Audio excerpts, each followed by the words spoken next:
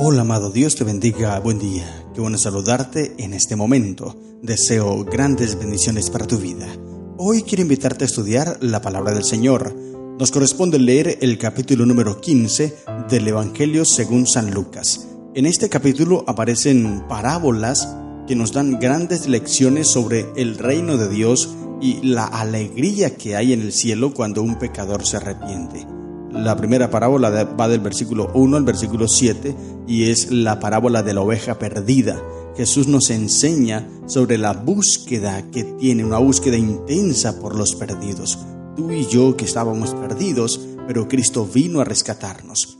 Luego, versículo 8 al 10, se presenta la parábola de la moneda perdida. Similar a la anterior parábola, Jesús nos enseña sobre la alegría, el gozo que hay en el cielo al encontrar lo que se había perdido, una fiesta inmensa. Y luego termina con la parábola del hijo pródigo, versículo 11 al 32, y allí también Jesús nos enseña sobre el amor y la misericordia de Dios hacia los que se arrepienten. Pero también hay otra enseñanza para ti y para mí que ya luego vamos a descubrir. 3 aplicaciones sacamos de este capítulo 15 del Evangelio de Lucas.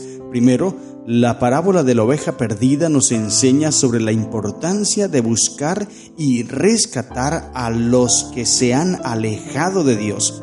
Recuerda que tú y yo tenemos un ministerio y ese ministerio es el ministerio de la reconciliación. Lo dice 2 Corintios 5:18. Hemos sido reconciliados con Dios por medio de Cristo.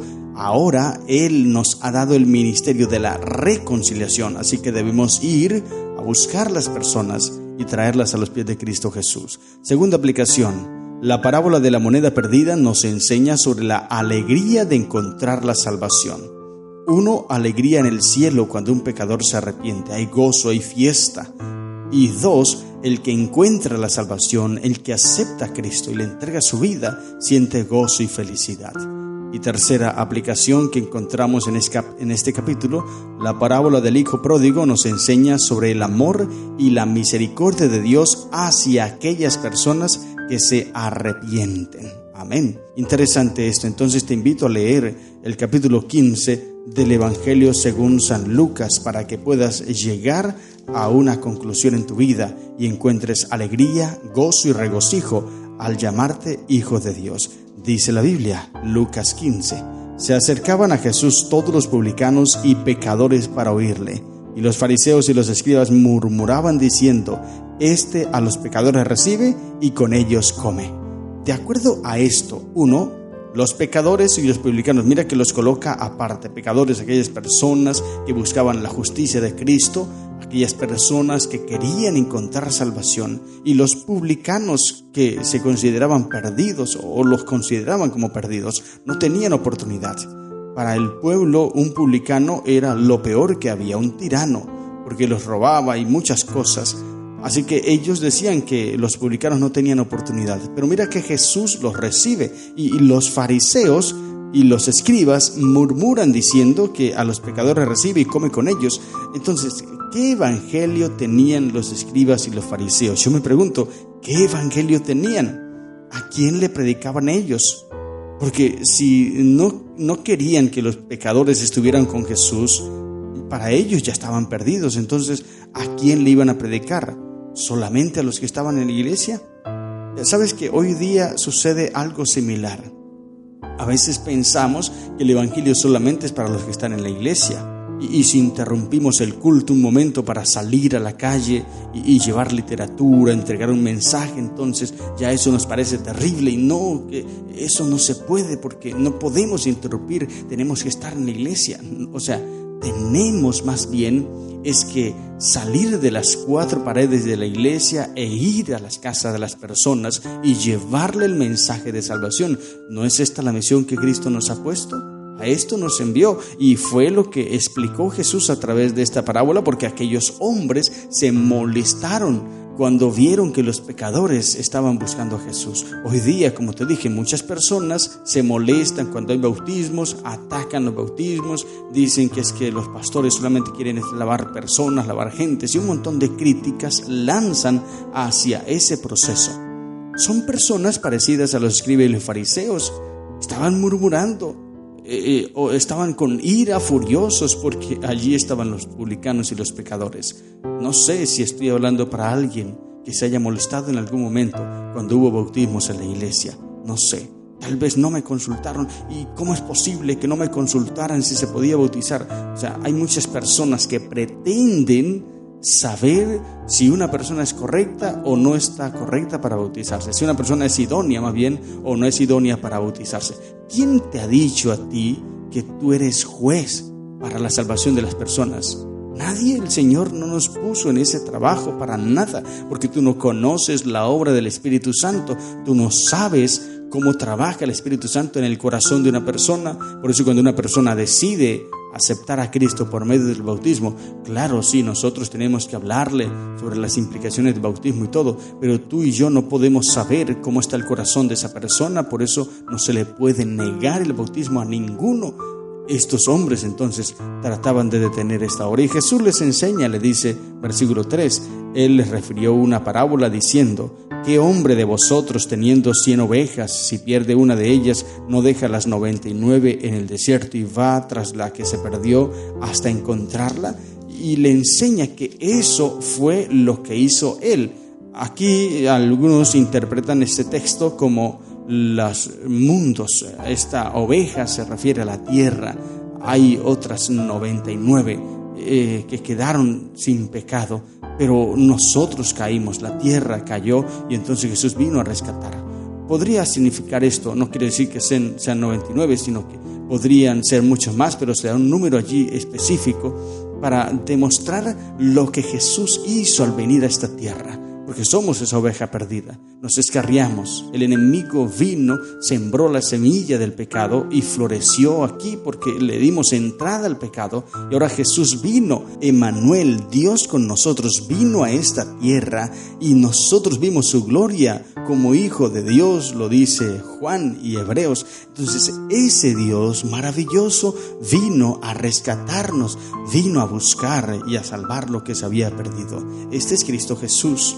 Muchos se molestan, sí, pero a Él, Dios, le interesa tu salvación y mi salvación. Y cuando te rescata, cuando tú y yo aceptamos ese sacrificio, esa salvación, entonces dice el versículo 7, os digo que así habrá más gozo en el cielo por un pecador que se arrepiente que por 99 justos que no necesitan arrepentimiento. Gloria al Señor. Hay fiesta en el cielo. Por eso cuando Jesús nació, y ya hemos leído esos textos, cuando Jesús nace, los ángeles van a llevarle la noticia a los pastores y estallan en un cántico emocional, un cántico maravilloso: gloria a Dios en las alturas y en la tierra paz y buena voluntad para con los hombres. Porque hay alegría en el cielo, porque sabía lo que se iba a hacer. Venía la redención del ser humano. Y hay fiesta en el cielo cuando una persona entrega su vida a Cristo Jesús. Y ahora les cuento otra parábola similar para seguirles dando lecciones a los escribas y fariseos, pues ellos estaban enojados. Y entonces les cuenta la parábola de la moneda perdida. Y es similar. Mira que se repite la lección para enfatizar que hay alegría, gozo, regocijo en el cielo cuando una persona se arrepiente. Ahora, si en el cielo hay alegría, gozo y regocijo, ¿nosotros no deberíamos tener esa alegría también? Claro que sí, querido hermano. Entonces nos falta mentalizarnos más en esto y hacer la obra que Dios nos ha pedido. Tú y yo, querido hermano, debemos sentir pasión por las almas, ir a buscarlas, llevarles el mensaje, entregarles lo que Cristo nos ha entregado y así permitir que ellas conozcan este lindo evangelio. Luego llega el versículo 11 hasta el versículo 32 y termina el capítulo mencionando la parábola del hijo pródigo o del padre amoroso o también del hermano enojón, ¿no? Porque se enojó. Y dice el comentario bíblico adventista, quiero leerte textualmente porque me llama la atención lo que comenta. Dice: esta es quizá la más famosa de todas las parábolas de Jesús. Consta de dos partes. La primera parte, del versículo 11 al 24, pone de relieve las emociones del padre del hijo pródigo, su amor por el joven y su gozo cuando éste regresó. Eso es lo que habla esta parábola. Todo lo que hizo el hijo pródigo, cómo derrochó su dinero, vivió perdidamente, luego él pensó, reflexionó, reconoció su pecado, confesó su pecado, vino ante el Padre lo perdonó. Esta es la primera parte. Ahora, la segunda parte, que va del versículo 25 al 32, es una reprensión para los que, como el hermano mayor, estaban ofendidos por el amor y el gozo del Padre. Es probable que la segunda parte fuese la respuesta de Cristo a la murmuración de los escribas y fariseos, que allí en el versículo 2 aparece. Ellos murmuraban porque Jesús se sentó con los pecadores. Las parábolas de la oveja perdida y de la moneda perdida dan realce a la parte de Dios en la obra de redención, mientras que la parábola del hijo pródigo destaca la parte que tiene el ser humano en responder al amor de Dios y actuar en armonía con él. Los judíos tenían una comprensión completamente equivocada de la naturaleza del amor divino. El hijo menor representa en la parábola a los publicanos y los pecadores, y el mayor a los escribas y los fariseos. Interesante cómo este hijo menor, mira, no voy a leerte la historia porque tú ya la conoces, pero este hombre viene a pedirle la herencia. Era costumbre hacerlo, aunque no era lo normal, pero se acostumbraba a que el padre en vida le diera la herencia a sus hijos.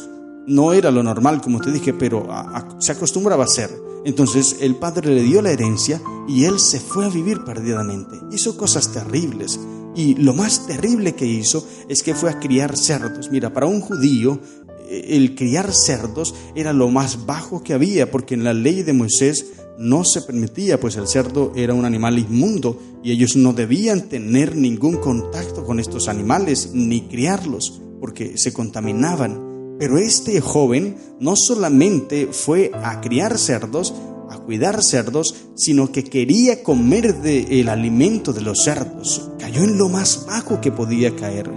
Pero estando allí, pensó, reflexionó, vino en sí y entonces dice: en la casa de mi padre estaba mejor. Ahora aquí estoy, que perezco de hambre, debo volver a mi padre. Querido hermano, esto es algo maravilloso. Y es el primer paso para nosotros poder encontrar salvación. Ese paso es reconocer nuestro estado. Si tú y yo no reconocemos el estado en el cual nos encontramos, nunca vamos a poder cambiar. Tú y yo debemos reconocer. Ese es el primer proceso para el arrepentimiento. Hay 3 pasos. Primero, reconocer. Este joven dijo: ¿cuántos jornaleros, versículo 17, en la casa de mi padre tienen abundancia de pan y yo aquí perezco de hambre? Él reconoció que estaba mal. Él reconoció su estado y este es el primer paso, reconocer tus pecados. Si tú no reconoces tus pecados, nunca podrás arrepentirte. Eso es lo primero, reconoce, pero no te puedes quedar allí. Mira, hay muchas personas que reconocen: sí, yo sé que estoy mal, yo sé que debo hacer esto, yo sé, y todos lo saben, reconocen, pero se quedan allí y de nada sirve. Son los 3 pasos, tienen que hacerse. Primero, reconocer. Luego de reconocer es confesar. Y 1 de Juan 1:9 dice que si nosotros confesamos nuestros pecados, Dios nos perdona y nos limpia de toda maldad. Y este joven confesó su pecado. Y tercero, se apartó. Por eso dice: me levantaré e iré a mi padre. Levantarte del lugar donde estás. Alejarte de eso. Renunciar al pecado, renunciar a tus acciones y volver a Cristo Jesús. Este es el proceso para nosotros encontrar salvación y perdón en Cristo Jesús. Reconocer, confesar y apartarnos de ese pecado. Cuando una persona lo hace, hay alegría, gozo y regocijo en el cielo. Y mira lo que hace el Padre. Cuando lo vio a lo lejos, salió corriendo y se echó sobre su cuello y lo besó, lo abrazó. El abrazo simbolizaba aceptación, eso es justificación, lo que Dios nos hace, nos acepta tal y cual somos. Mira que no le dijo al muchacho: ve y cámbiate, ve y alístate. No, porque no podía hacerlo, porque tú y yo no podemos limpiarnos. Si tú y yo pudiésemos limpiarnos antes de ir a Cristo, entonces el sacrificio de Cristo hubiese sido en vano. Precisamente Él murió para podernos limpiar. Y nosotros venimos a Él con nuestros defectos. Mira cómo venía este hijo pródigo, oliendo a cerdo, con sus vestidos rotos, con hambre, demacrado, muy terrible su aspecto, pero el padre lo aceptó así tal y cual él venía. Sin embargo, y esto también es muy importante, después de aceptarlo, no le permitió vivir así, porque hay muchas personas también que dicen, es que Dios nos acepta tal y cual somos. Sí, eso es cierto, pero pretenden seguir viviendo así como llegaron a Cristo, y no, eso no lo permite Dios. Él te acepta. Cuando tú vienes a Él primera vez, Él te acepta con tus defectos, con todo.